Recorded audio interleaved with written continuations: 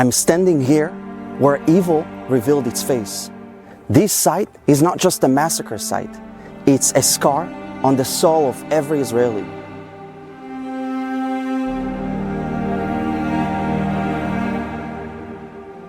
One year ago, on October 7th, 2023, what happened here wasn't a conflict. It wasn't a clash. It was pure, unfiltered hatred. A massacre of innocent people whose only crime was existing as Jews on their own land. They came here for joy. Young people from all over Israel, they came to celebrate life.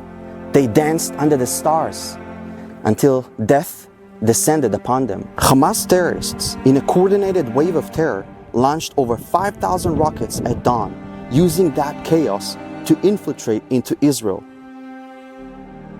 They targeted civilians. Over 1,188 lives were stolen that day. 800 were civilians, just like you and me, caught in a nightmare they never saw coming. And these terrorists, they didn't just murder, they raped, they mutilated. The unspeakable sexual violence committed against women that day has shaken the world. And for what? Because Israel exists? Because we refuse to disappear? Think about it. 251 men and women were taken hostage. Some of them still remain in captivity. Can you imagine that? Their lives are in the hands of monsters. Bodies of at least 40 hostages are still being held, even in death. And it's real, right here, right now. Since that dark day, the IDF managed to rescue some hostages, and 111 others were released in negotiations. But at least 21 hostages were murdered by Hamas and Palestinian Islamic Jihad, their lives cut short, even in captivity. These were sons, daughters, brothers and sisters. They were not soldiers. They were humans, loved ones, whose lives were snuffed out in an instant. Look at their faces. They are not some numbers in a cold statistic. They were dreams, hopes, futures, stolen by terror. And yet, there are those who dare to justify it, who have the audacity to stand and chant for resistance, glorifying the murderers as freedom fighters. How can you call it resistance when you butcher civilians? How can you see the spilled blood of the innocent and still support what Hamas did?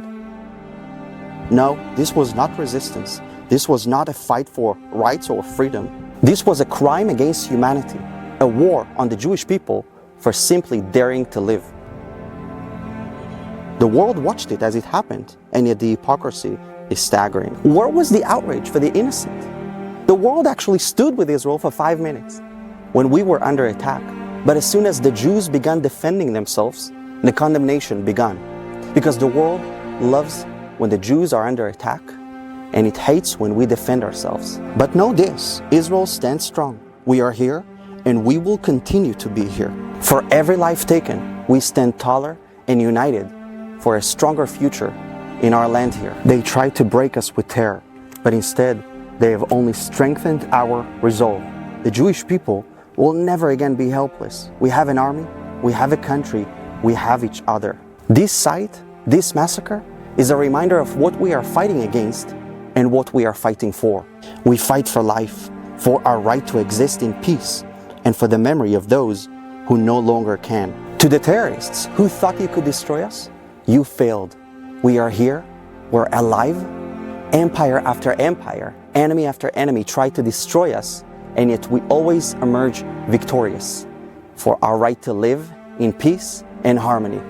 Share this video in the memory of everybody that was massacred on October 7th.